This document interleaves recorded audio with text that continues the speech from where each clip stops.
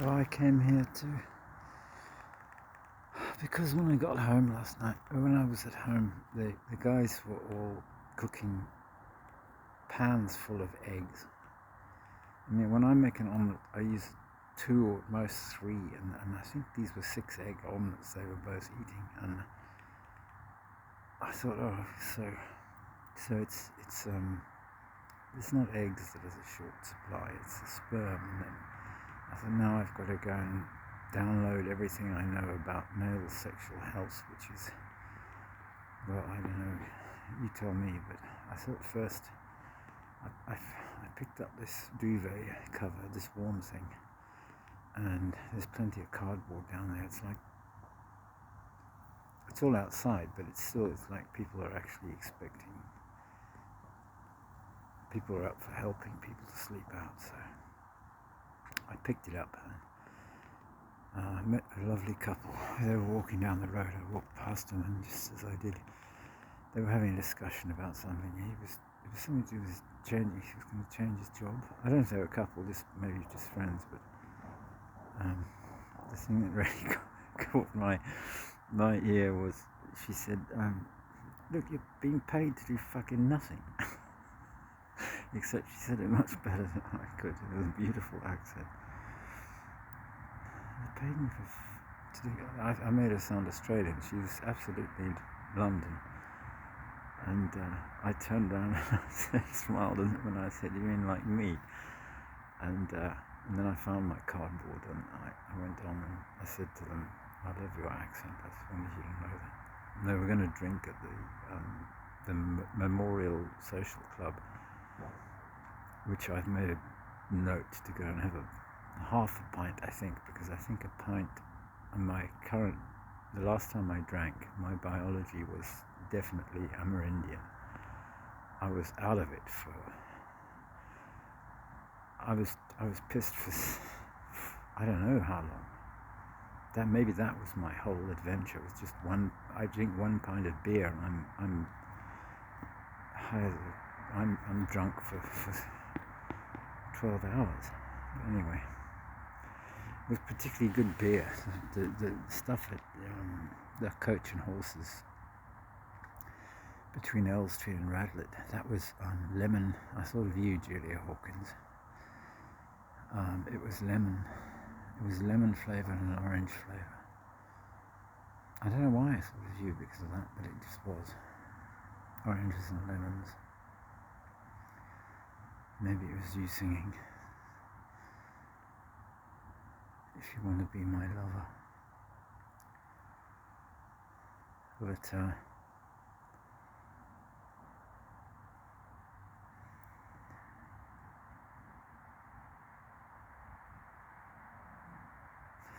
oh, you were a trip. Fucking hell. You are a trip.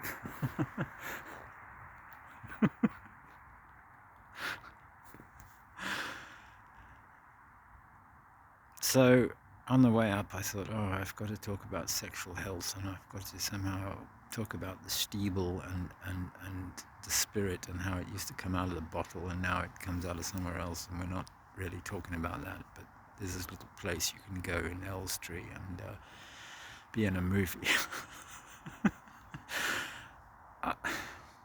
Isn't that enough? I mean, I have to talk about the Chalky Children of Evermore and Princess Basma. And I don't know what, I saw this thing about cocaine leaches the calcium out of your body. And I saw some picture of somebody's nose or face, and it was sort of gone. I mean, I don't know. And I thought, well, a story I heard from Rosa Maria Ruiz was that coca was actually full of calcium. And then I remembered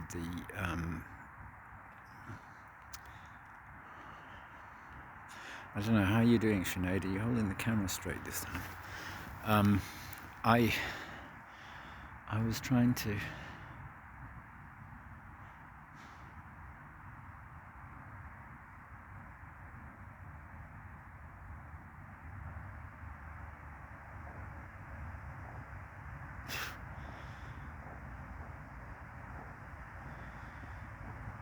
Now I'm off with Ayrton Senna racing an F1 car. Um,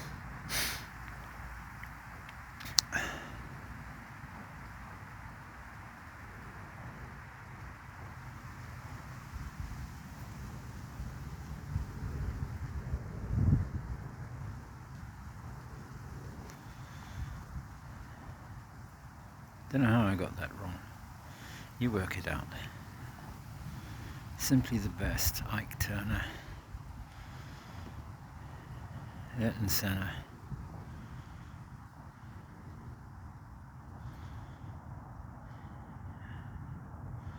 This is a pit stop.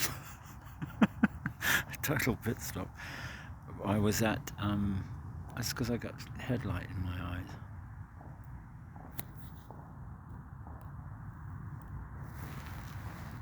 This is a campsite that was here. I found a tent here. I found a tent pole, and then I looked around and I saw a bag, and it had 2 complete tents in it. I mean, Glastonbury quality.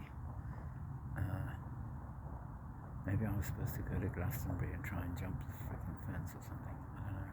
But anyway, there were wet wipes all over the place, and I just imagined some guy with a 14-year-old girl, and I thought, no, I don't want anything to do with these tents. So I just folded them up, put them in the bag, and left them under the fence there.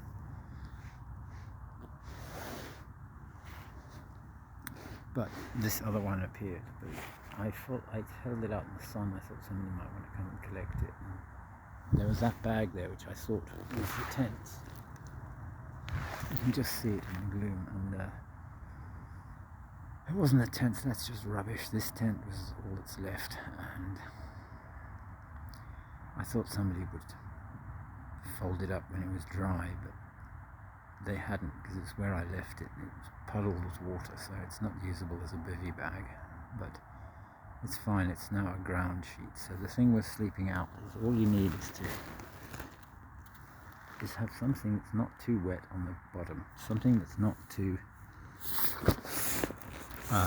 something thermal insulating there. If this gets a little bit damp, I don't think it really matters, as long as it doesn't compress so much that it loses all its thermal mass, thermal whatever.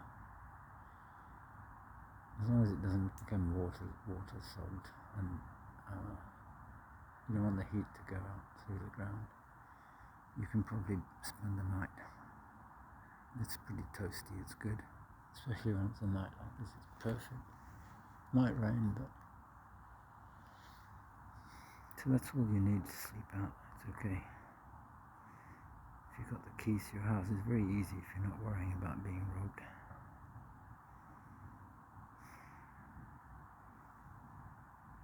And just up there, over this back here, is a big house called The City, would you believe? So, what was I going to say?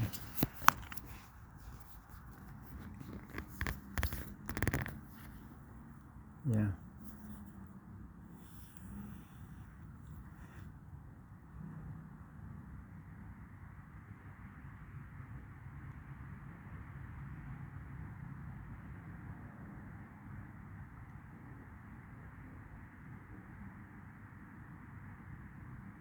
Chalk, calcium, yeah. So bone density. I thought my bone density was pretty good. I did some severe stress tests of it when I was in Cochabamba.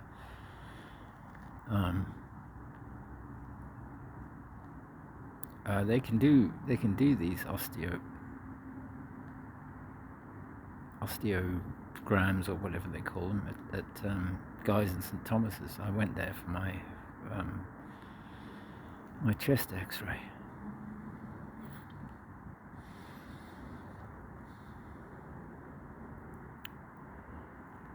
No, it wasn't Guy's at St Thomas. It was the Royal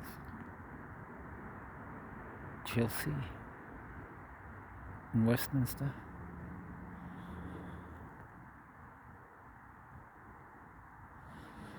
Anyway,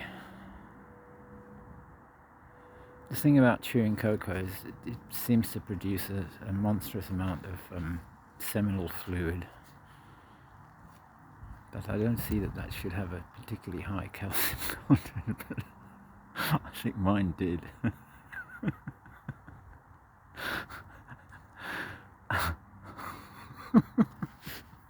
Fucking Oreo commercial, but without the brown bits.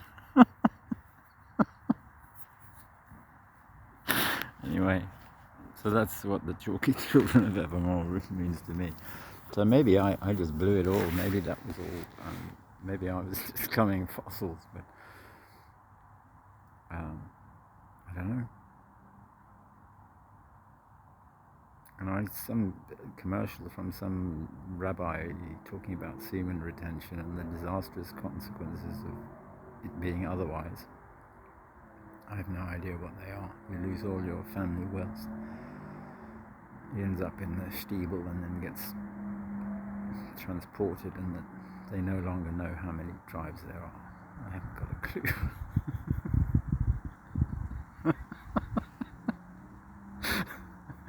Basically everyone is Jewish.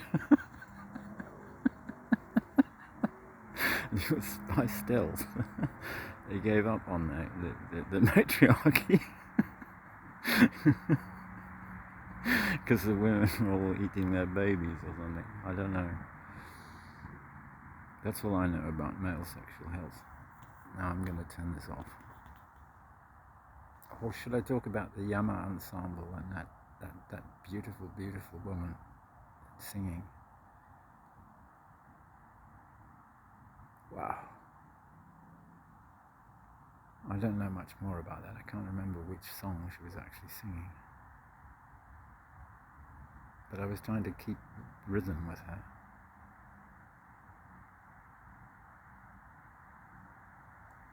And I think even her band were having trouble. And I don't know, we clicked. Oh my God. I've never experienced anything like that, ever before. And I think it consisted of 2 hand claps.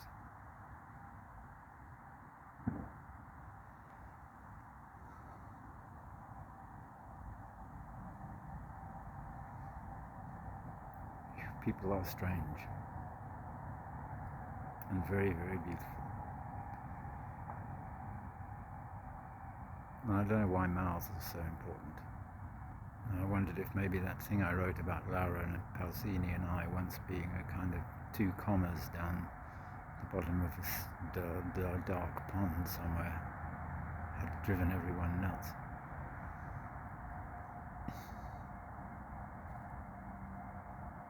A lot of what I wrote could have driven everyone nuts.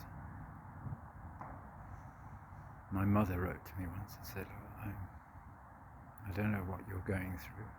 I was going to write back. It's not me going through, it's going through me. Things fell apart after that. There was one particular missive I CC'd to Laura Pausini and my mother and someone else. I just wanted my mom to know that I loved some women.